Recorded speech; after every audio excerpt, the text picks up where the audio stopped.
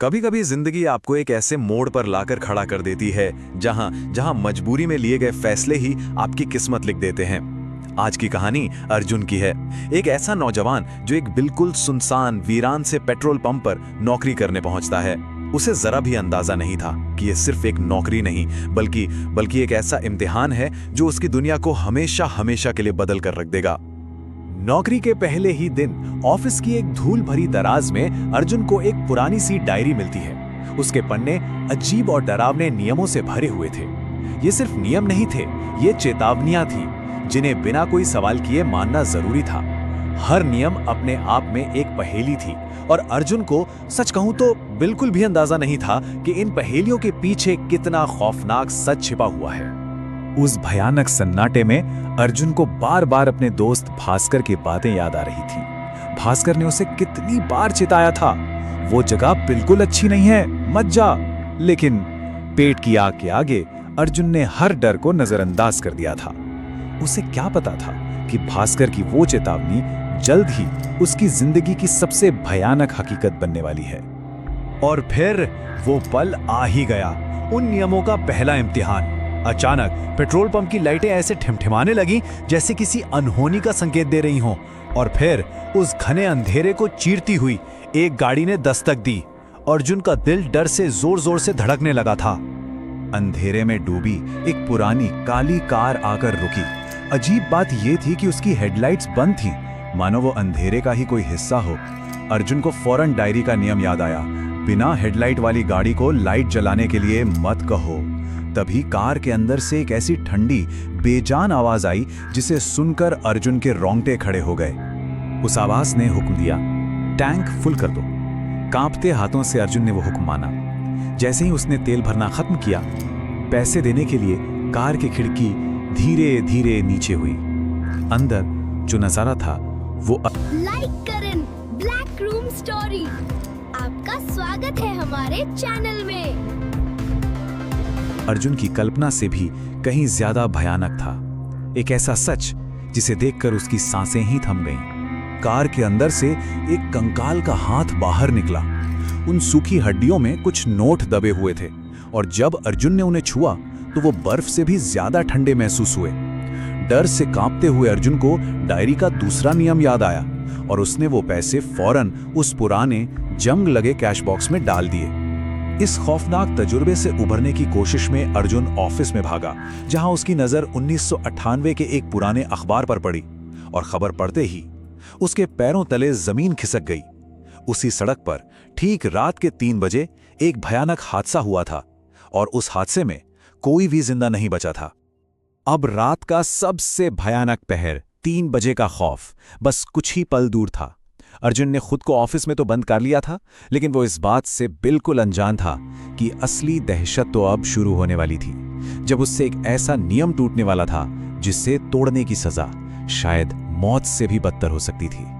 जैसे ही घड़ी ने 3 बजाए, एक झटके में सारी लाइटें बंद हो गईं। पूरा पेट्रोल पंप अंधेरे में डूब गया और फिर उस खामोशी को चीरती हुई अनगिनत गाड़ियों के इंजन और लोगों की फुसफुसाहट की आवाजें आने लगीं।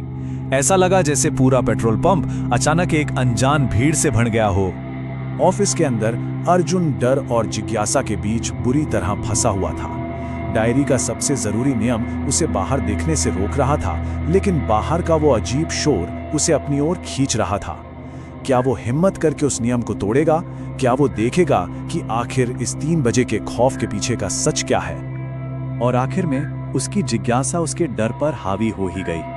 कांपते हाथों से उसने खिड़की का पर्दा थोड़ा सा हटाया और जो मंजर उसने देखा वो किसी बुरे सपने से भी ज्यादा भयानक था। बाहर इंसान नहीं थे, बल्कि काली छाया जैसे अनगिनत साए थे, जिनकी चमकीली हरी आंखें उस अंधेरे में सीधे उसे ही घूर रही थीं। तभी वही काली कार वापस लौट आई और उसका हॉर्न जोर जोर से बजने लगा। हॉर्न की आवाज एक इशारे की तरह थी। सारे सायों ने एक साथ अर्जुन की तरफ मुंह घुमाया और फिर हवा में तैरते हुए सीधे ऑफिस के दरवाजे की ओर बढ़ने लगे। और फिर दरवाजे पर जोर जोर से दस्तक शुरू हो गई, जैसे वो उसे तोड़कर अंदर आ जाना चाहते हों। अपनी आखिरी उम्मीद के तौर पर घबराहट में अर्जुन ने अपने दोस्त भास्कर को फोन मिलाया। लेकिन फोन पर भास्कर की नहीं बल्कि उसी काली कार से आई सर्द और बेजान आवाज गूंजी, हेलो भास्कर, टैंक फुल कर दो। बस ये वो पल था जब अर्जुन का सारा हौसला टूट गया और वो डर के मारे बेहोश हो गया।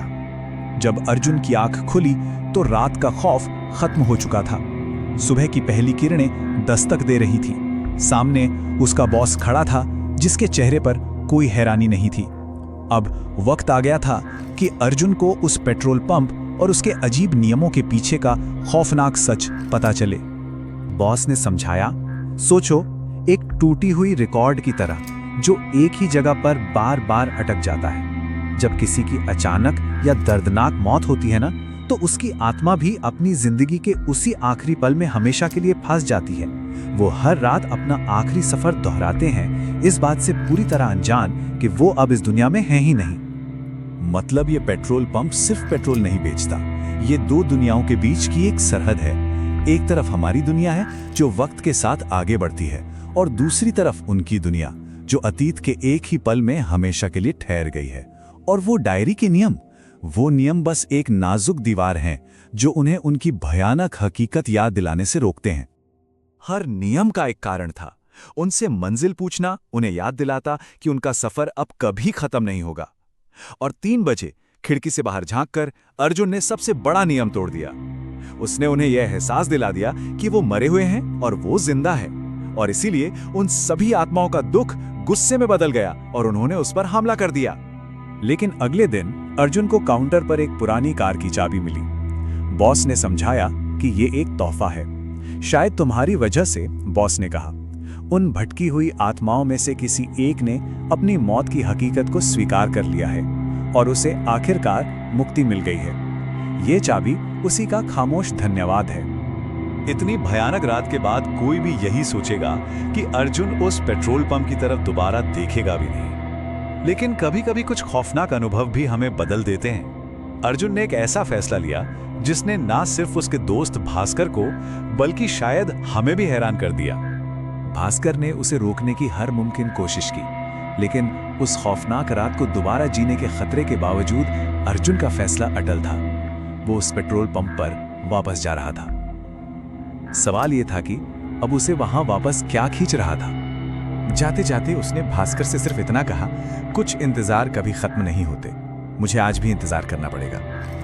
उसकी आंखों में अब डर नहीं था, बल्कि एक अजीब सा ठहराव था। ऐसा लगा जैसे वो अब सिर्फ एक कर्मचारी नहीं बल्कि उस जगह का एक हिस्सा बन गया था, जो किसी का इंतजार करने के लिए वापस जा रहा था। और यही ये कहानी हमें एक सवाल के साथ छोड़ जाती है, आखिर अब अर्जुन किसका इंतजार कर रहा है? शायद किसी और भटकी हुई आत्मा का जिसे मुक्ति की राह दिखानी है, या शायद किसी ऐसे का जिसका सफर अभी बाकी है, क्योंकि एक सफर का अंत अक्सर किसी दूसरे सफर की शुरुआत ही तो होता है। Please like and subscribe to my channel. My channel name is Black Rome Story.